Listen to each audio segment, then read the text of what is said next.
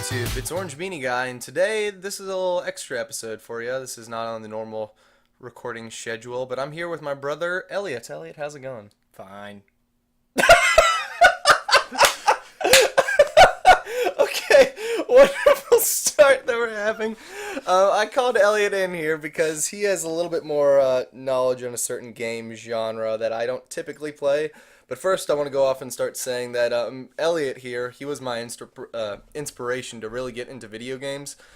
Being my older brother, I always kind of wanted to put myself on par with him, and normally that was through video games. Through our childhood, that was like Digimon Rumble Arena for the PS1. Twisted Metal, Crash Bash, Jet Moto. I fucking never beat you in Jet Moto to this day.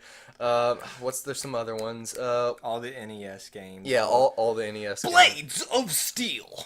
I played that with Dad too, and he still kicked my ass. I was really bad at that. But so basically, being a younger kid, I always wanted to beat Elliot, and Never happened. Eventually, I got better at like the brawl type games, so like Digimon and that kind of stuff you fell out of. Yeah. But the genre that I want to talk about, real-time strategy games, that has always been your thing. You adore those games, and to this day, I cannot jump in a game like that and be on par with you. But we used to, when you were a senior in high school and you weren't doing anything homework-wise because you were a senior and didn't have any, and I was in college, we would come home after wrestling practice and like at 7 or 8 o'clock go and play Age of Empires together, and it would be like us versus 3 or 4 computer.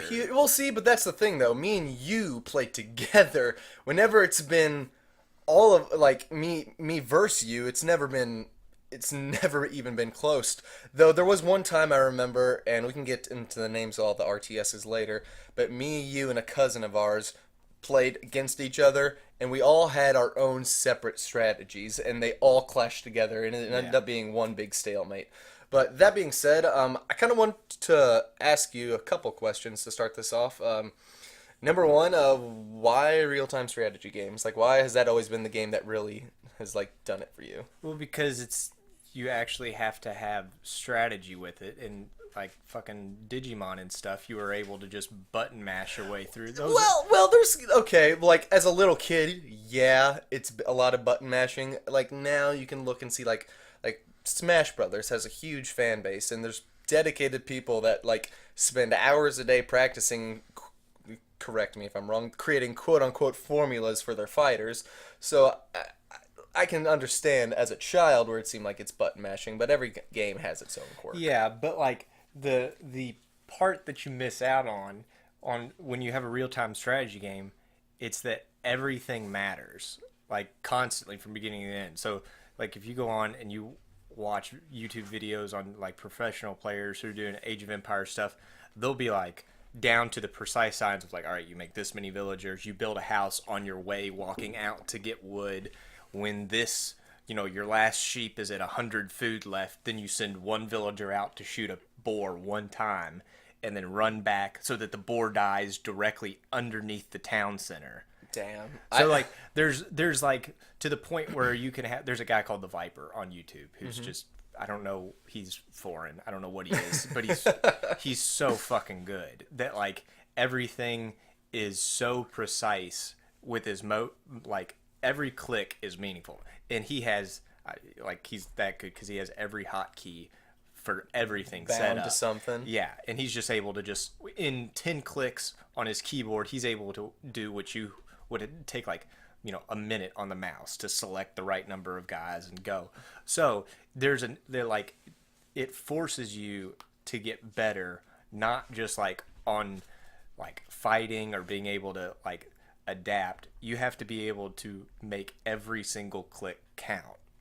Where like platformer games are fun. Like me, mom, and dad used to play like Mario, like the original Mario, Super Brothers. Yeah. Which is great, wonderful, fun. But you can literally memorize like hold over and memorize when to click A and beat the game. All right. Yes, in one way, no in the sense that game obviously progresses with difficulty, and it's not as simple as over an A. I'd consider it a different challenge in the sense of, well, similar in that it's a different precision, I suppose, because you need to know how, like, you need to know that all the mechanics of the game. Like in the Super Mario Bros, there's like some platforms that have a gap in between them, but you can sprint across those, or there's some.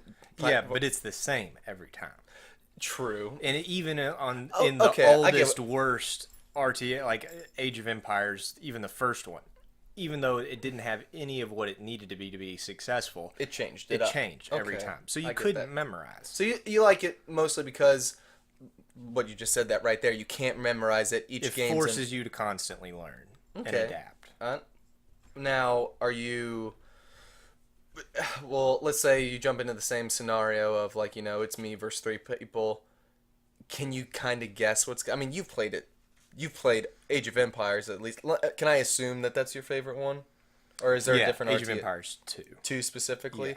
Now, what's your normal setup? Because sure, it's randomly generated with you, if you will, but the AI has a general map or plan that it follows. So I guess in a Well, it sense you can depended kind of on guess. difficulty. In the when it first came out before Steam took over and made it better, they like some nations were like way overpowered, and when you would choose the hardest difficulty, it was the same AI because I guess they didn't have the ability to make them smarter, Right. so they just started with like 1,000 extra resources. Okay. So it wasn't like you could immediately start the game and you're already behind by like a whole lot. Now, because it's progressed so much and it has such a following, when Steam took it over, they were able to like make the AI smarter. So the Okay. AI build order on the hardest difficulties is going to be at least in the same vein of what actual people are going to do. So it's no longer just a matter of here's more resources. They're smarter. Yeah, because like even when we used to play the original one on the CDs, like when you got good enough to be able to catch up in like villager count and your resource flow and everything, when you were able to catch up with the computer, then when you would start to fight them and your armies were attacking, it still went to shit because they weren't smart enough to like do the little Manage 'em. micro manipulations to dodge it. Gotcha. Like now, when you're playing online against people, like somebody has like an onager, like a giant catapult, which is great against like groups of armies, like groups of infantry or whatever. So if you're playing against an actual person, the tactics are to like go and instead of clicking on like the enemy infantry to attack, you click like attack ground and then predict where it's going to be. Oh, okay. Yeah, I know what you're talking. So the computer never had that ability. So it's just you can get as good as you can get playing against the computer, and then you can go online and get wrecked. Because they're thinking different. Yeah, it's a whole different league. It's just you can't make computers as smart as people. You can give them the formulas, be like, look, you're gonna have 21 villagers before you try to go feudal age, 15 on food. So you can tell the computer how to start the game, but when it comes to like actually manipulating, then it all falls apart. So have you evolved into player versus player, or do you still prefer to do AI? Because I didn't know there was a online group for Age of Empires 2 still. Oh my gosh, it is like if you want to just cuss and throw your keyboard. Really? Oh my! So it's not. So all those people online are professionals, if you will. No, they're not all professionals. But the problem, they like Steam like tries to like put you in your own. They try to league. balance you. Yeah, they try to, but at the same time, like there are specific formulas that it's not required. You don't need to do it, but if you're going to be at that, if you're going to play against the best people, you have to do that, or else there's just not a chance for you. So, and the problem with me is I don't have that.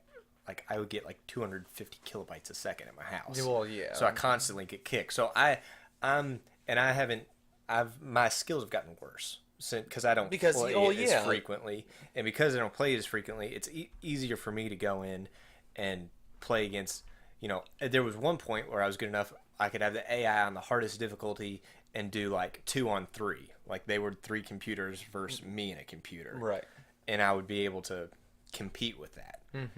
But now, like the other night, I played and did 2-on-3, but I don't think I did hardest. I think I did hard, which Hard is like mode, the yeah. second one. And I was like, all right, this is gonna be great.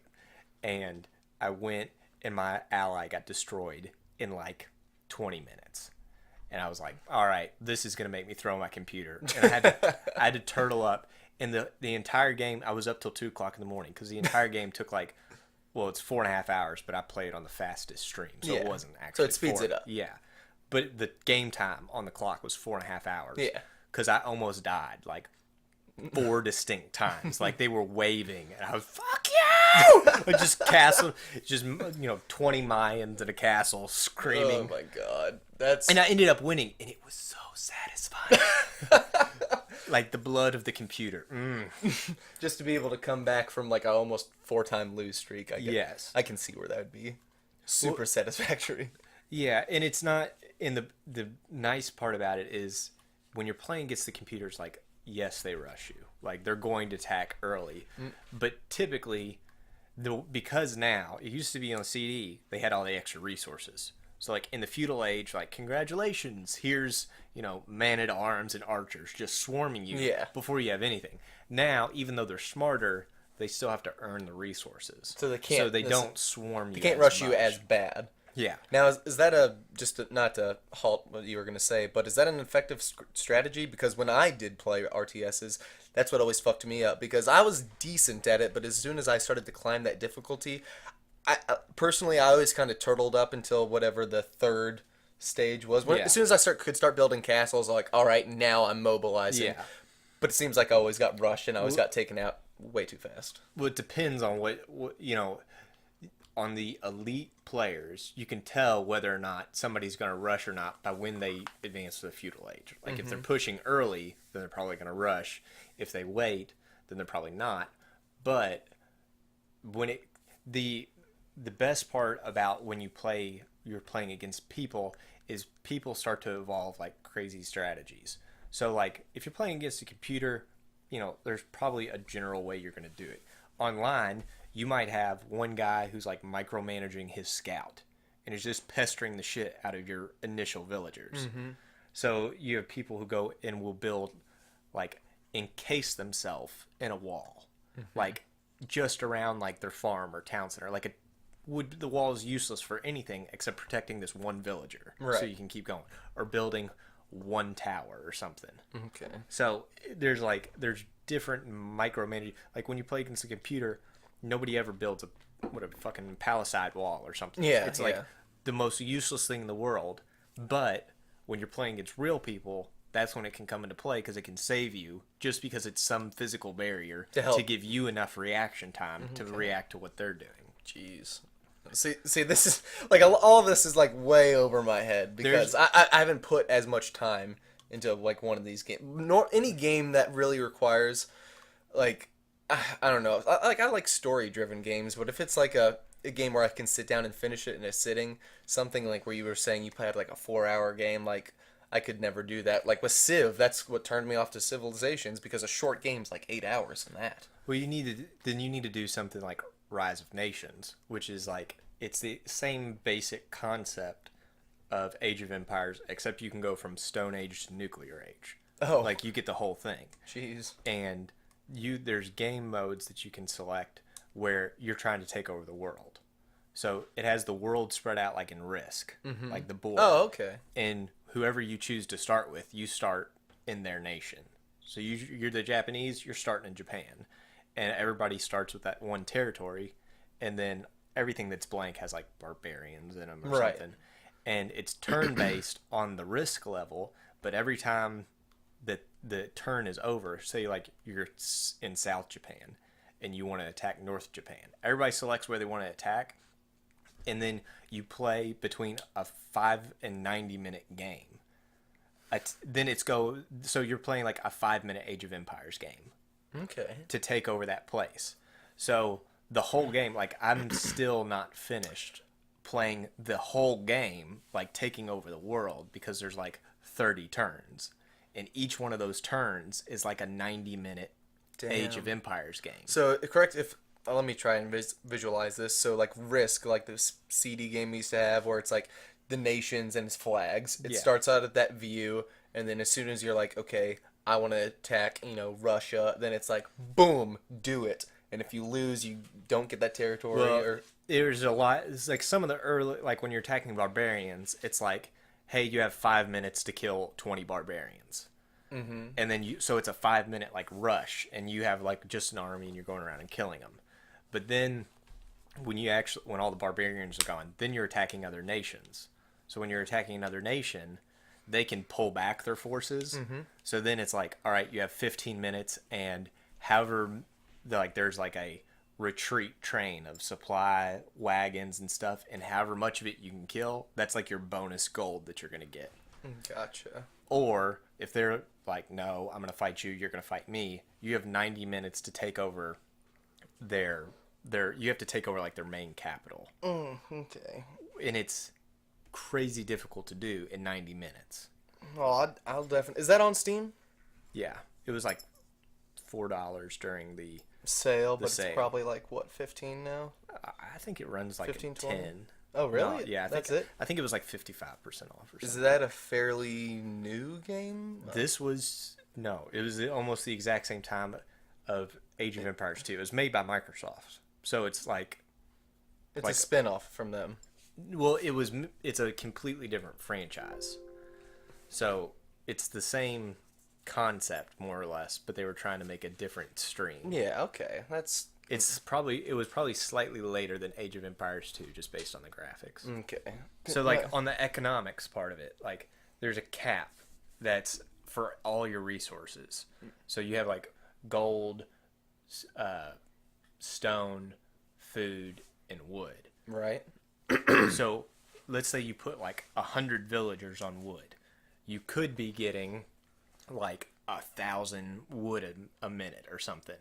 But if you didn't research economy, you're only getting 90. There's a cap on what you can get. So you have to increase your technology at the same pace you increase your villagers. All right, I guess that adds another interesting element where, it's not like Age of Empires where you could just spam workers. Yeah. Well, and the same thing, like there's population caps. So you have to research military to be able to make more people. Military? Yeah, that's the branch. Okay. But researching military does that. It makes military units cheaper. It makes you gives you the ability to like research the next level of stuff. And then there are like ages, like Stone Age, But how many? Because you said it goes to like nuclear level. There's like so seven or 8. So from stone to nuclear, it's just 8 stages. It feels like there'd be a lot more in between. Well, basically you're like at settlers when you start, and they can make like guys with sticks basically, and then it's like you go from there to like knights to like or like you go from there to swords to like the age of knights and crossbows to like musketeers, like Civil War kind of stuff. How quick is the progression? Because like we off screen he just showed me a couple images of this game, which by the way, it's $20 on Steam since the summer sale has ended. You should definitely go check this out. I'm probably going to purchase it after this next podcast. But how quickly are you leveling up? Because it's only as you said, like a 5 to 90 minute like mini Age of Empires game. So you're talking about the world conquest portion of it. So on the world conquest, the first 3 turns, everybody is in the Stone Age. So when you start, you're like I'm going to attack you. You start in the Stone Age, and you can advance one age more in that 90 minute thing. So it's not like 90 minutes stone to nuclear. No. Now, if you just play one-on-one, then yeah, you can go stone to nuclear, but there's no time limit. And I guess you could probably set a time limit, but that's stupid. You don't get the satisfaction. Right. And you go, and like the progression's very even, because you would be like, well, this is stupid. There's like, you're just going along the tree. You're going from this to this to this. Right. Well, then all of a sudden, like industrial age pops in. It's like, bam! You need oil. And you're like, so there was no oil on the map before you reach, because nobody cared about it. It wasn't a thing. And then as soon as you reach that level, oil Starts popping up everywhere. pops up on the map, and everybody needs oil for you can get airplanes, all your like stuff that was like cavalry, Your machinery knights. now. Yeah, but like stuff where you were building knights and stuff. Those horses, their next step is like shitty cars, Okay. and then to tanks and everything. So it's like a reset in that middle where like you can have the greatest fleet of, knights in the world, and you send them out to go to battle. They all die, and then you progress to the next age, and all those knights get changed into cars.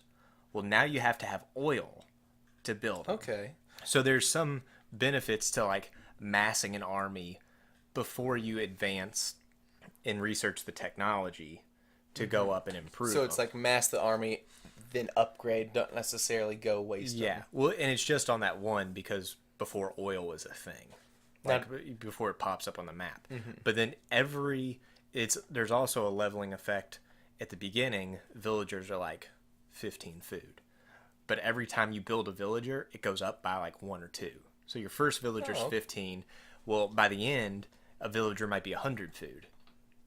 So because it means like more late in game, because you should be like cranking up your resources. your resources should be flowing into you could get that, and then like you have planes and they have like a limited area before they run out of fuel. Like they can go so far, but then they have to come back. Well, when you get to a certain level, you can start building aircraft carriers, so they can go to a base to an aircraft carrier and then attack. So your place.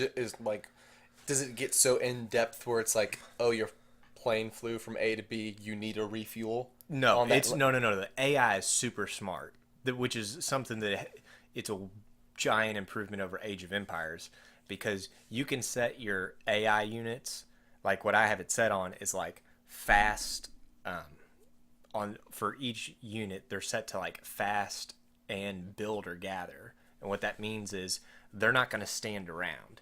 If there's something to be built or there's something to be gathered, they're going to go do it. So it's nice because you can be like, you can select a villager and be like, hey, build these. You can like pick him up from his farm and be like, build these 4 buildings.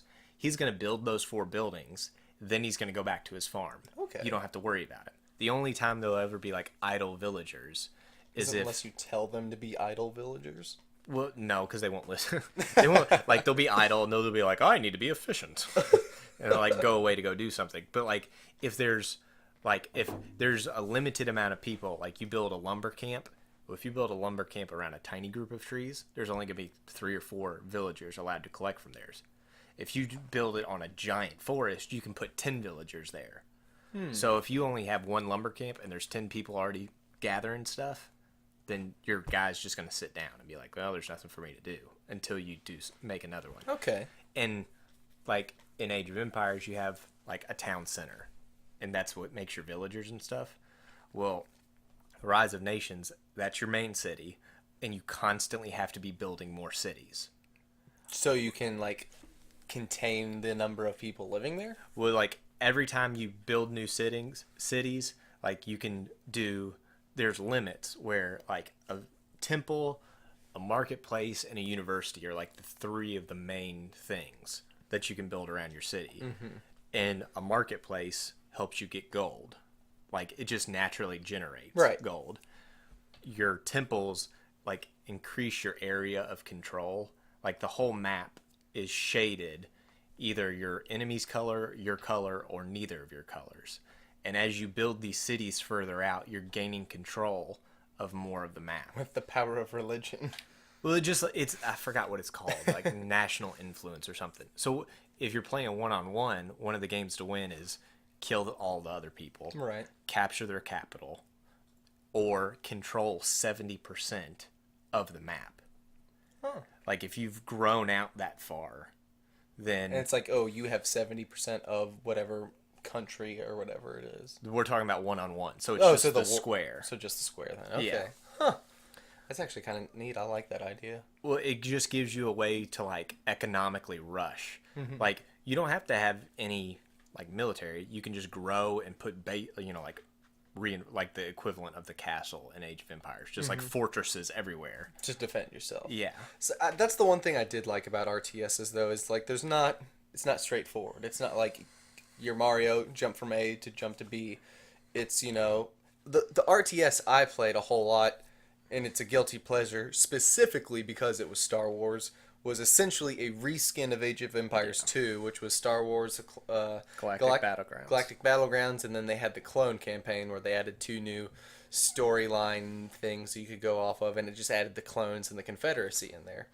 But like in that game, it changed the gameplay because you went from like in Age of Empires, you had like your barracks, which were like hand fighters, like melee fighters, and then you had your archery, which was like your archers and spearmen and stuff like that. And in Galactic Battlegrounds, when you built your barracks, you had guys that shot, so they were all distance. And then as you leveled up, it became the amount of speed at which they shot, and like a little bit more damage. Well, and then they added in airplanes. Oh, that's right, because Age of Empires doesn't have airplanes. So that's like there. Yeah, it was a reskin, but it did change. It tweaked some of the gameplay. Yeah. Well, because just adding in, if you add in airplanes, you got to add in air defense, and right. you gotta balance it. I miss that game. I enjoyed playing this storyline just as much as I enjoyed playing, like creating a scenario or playing for you all on that. Well, like, and the other thing is because the Steam community is so strong with Age of Empires and Galactic Battlegrounds, people are constantly making campaigns, like one-off campaigns on. So you can go download for free, most of them for free, like Battle of, Geonosis or something for Galactic Battlegrounds. And it's something that somebody else took the time to make up. And it's outside of the normal gameplay. So you can download it and be like, oh, this is great. Or be like, oh, this is shit. You delete it and it's gone forever and you don't have to worry about it. You didn't pay money for it. I remember, I think I was like a sophomore, junior maybe. And you spent like 8 hours creating one of those. I sat down and I was like, I'm going to try and make a map. But I didn't necessarily understand the mechanics of the map maker. You made it so fucking hard. Yeah, well, it wasn't. It was It was almost unplayable, but because you made it, I had to beat it. Well, no, I think looking back on it now, I made it extremely.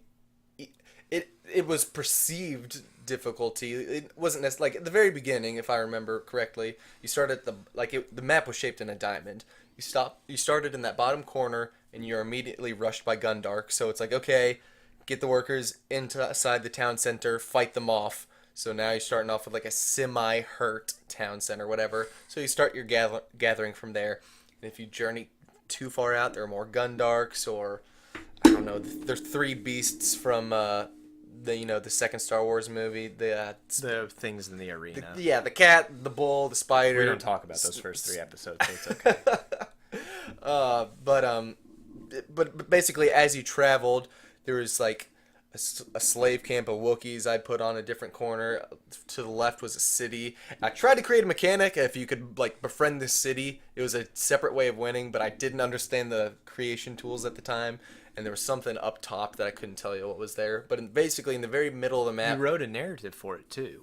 Like at the beginning of it, you had like a 2-paragraph explanation of why these fucking Gundarks mattered. Like, I love Star Wars. I think you spent 8 hours on it. I wish I could. I mean, it's gone now because I think it was on an old desktop that our dad used to have, and it got pitched somewhere. Yeah, but I mean, now that I have it on Steam, maybe I'll recreate it and put it back out there for everyone. What you need to do, there's a guy called Spirit of the Law, and his YouTube channel is just the background math to Age of Empires. So he that is like the source of like a bunch of why you do what you do in the order you do. Oh, okay. So he essentially is like a advanced class, if you will, for Age of Empires. Yeah, but we're talking like I watched a video of his. I watched almost the whole video. I think it was 23 minutes talking about boars.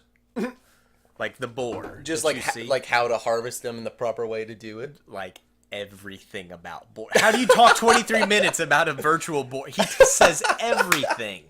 Like he's saying like, when to send your guys out, how many to send out. Like just insane amount of, and he has that. He does like roughly 20 to 25 minutes on every civilization, and there's like probably 50 civilizations. Yeah. So there's every one of those detailing everything about that nation. Damn. So like, hey, you're India and you're good at infantry. He goes and makes Indian infantry, and then goes and pulls like a generic infantry from some other civilization, and starts doing little battles, one on one. Oh, comparing the stats Yeah. between them. Okay. Yeah, and he does it all in like the campaign creation. yeah. So it's like a controlled environment. So he's like, one on one, it's good, but if you can have like a 2.4 to 1 grouping, Jesus then Christ. like it's crazy the amount. And he's like, well, if you're the Vikings and you do a galley rush, you can create 7 ships where the other people can only create 5 for the same amount of wood. So if you do that in the feudal age, you're able to like crank out 30 ships to their 22, and your ships are better. So you're only going to lose 3 ships, and he's going to lose all his. I never realized there was like such a devoted fan base for that game. Oh my gosh! Like, you need to go watch the Viper play. Okay, I'll you know what? I'll write it down, or at least go back and listen to this so I know to see.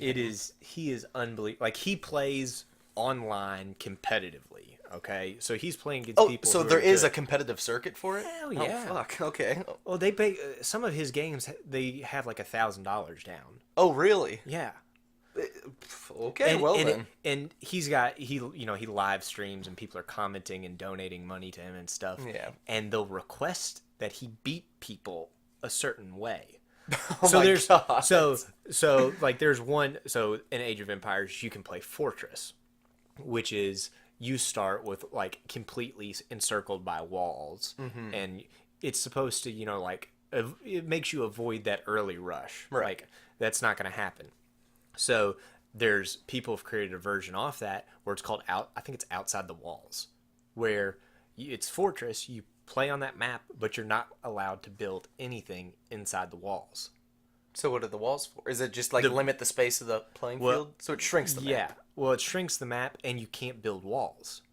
Okay. You have to put everything outside. So he was playing against some other, good, like would kick 90% of the people's ass on Steam, but he's playing the Viper, and people are like, "Hey, just beat him with like in the new expansions for it. They're slingers. I think they're from like India or Mesopotamia or something." And this is Age of Empires 2, right? Yeah. Okay.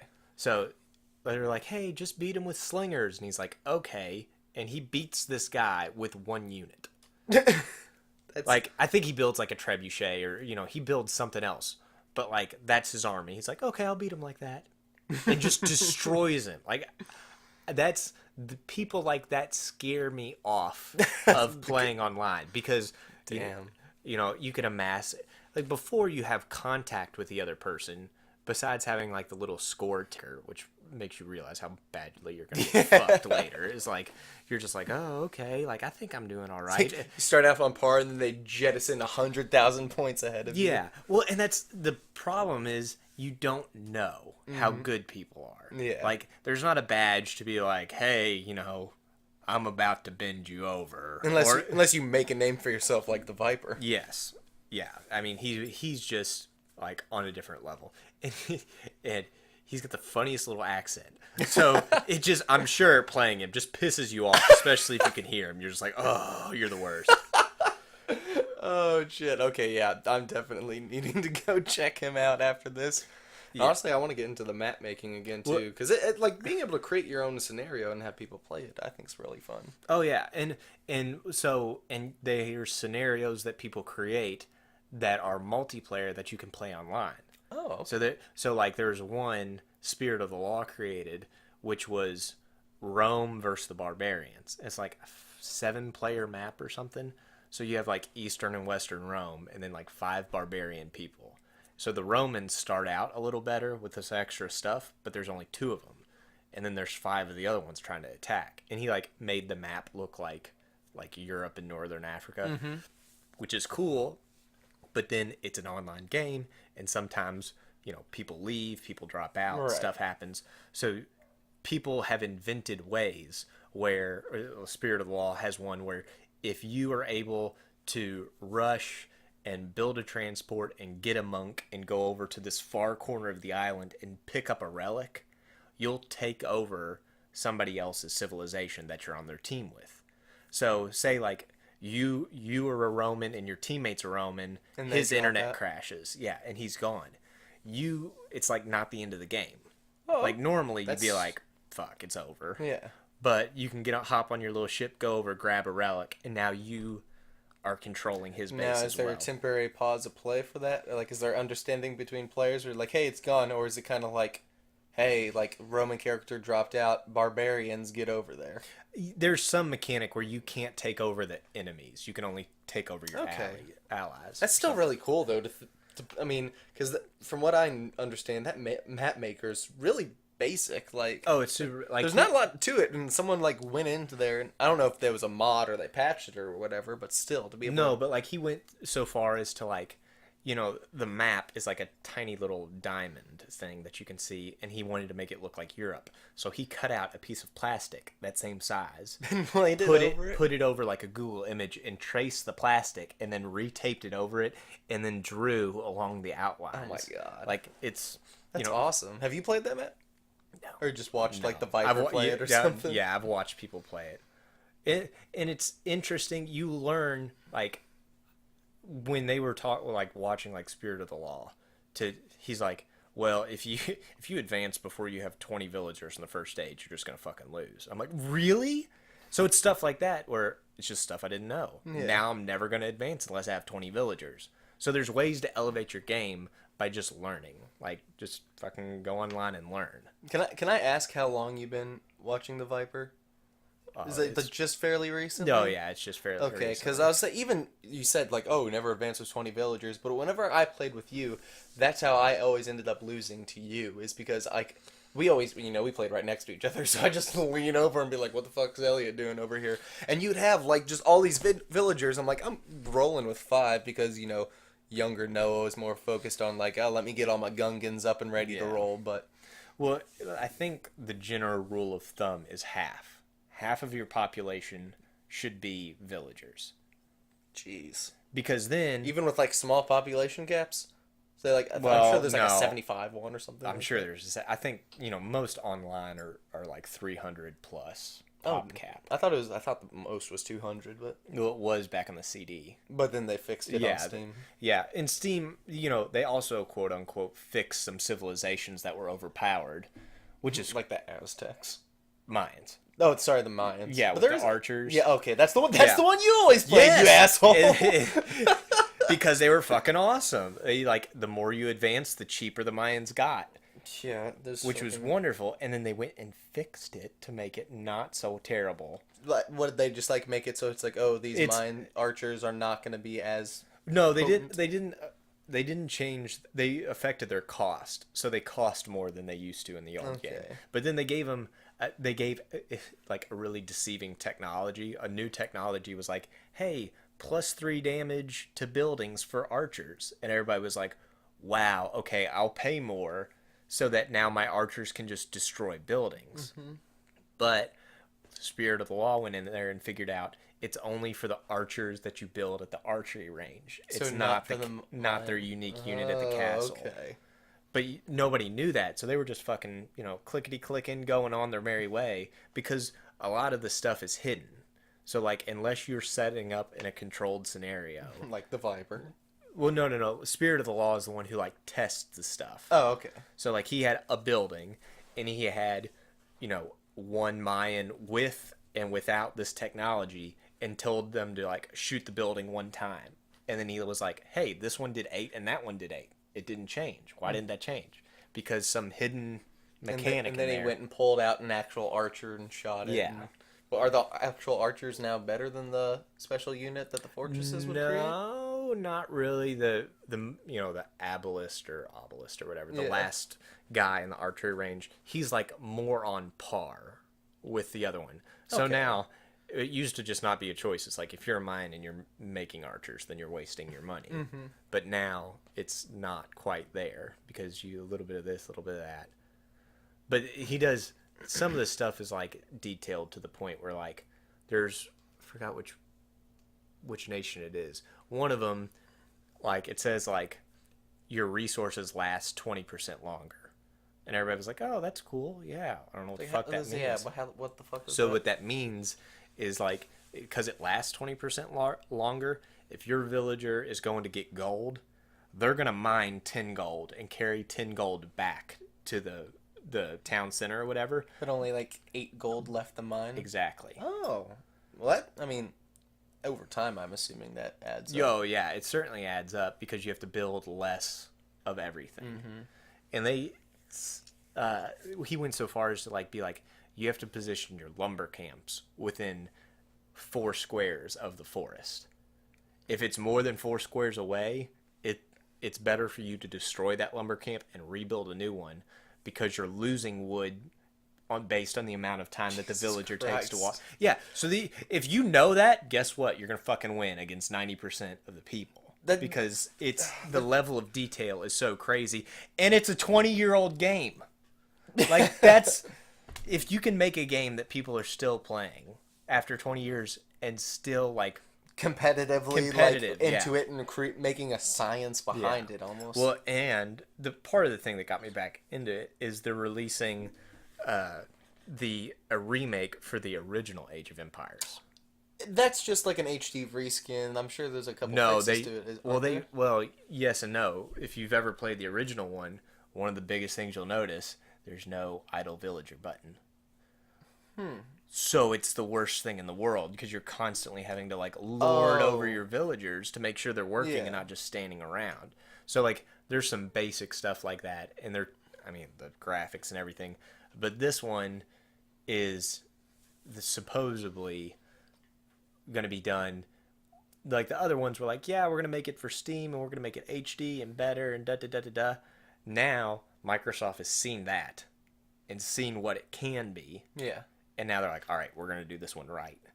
And they're going to release it. Well, they're taking beta applications now. Have you already filed for it? A day one.